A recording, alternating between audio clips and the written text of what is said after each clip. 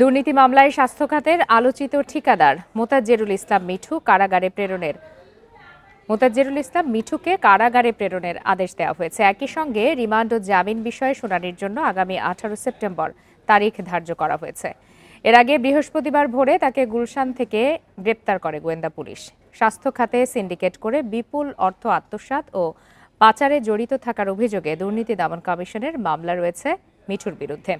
৭৫ কোটি টাকার জ্ঞাত আয় বহির্ভূত সম্পদ অর্জনের অভিযোগে মিঠুর বিরুদ্ধে মামলার অনুমোদন দুদক দিয়েছে বলে বুধবারই জানায় সংস্থাটি।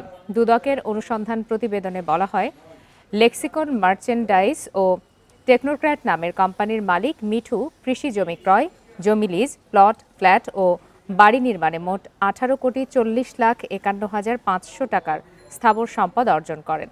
এছাড়া বিভিন্ন কোম্পানিতে শেয়ার ও বিনিয়োগ, গাড়ি ক্রয়, ব্যাংক হিসাবের স্থিতি, স্বর্ণালংকার, আসবাবপত্র ও ইলেকট্রনিক্স সামগ্রী মিলিয়ে তার আরও ৫৭,৪৪,৮০,২৩৮ টাকার অস্থাবর সম্পদের তথ্য পাওয়া গেছে।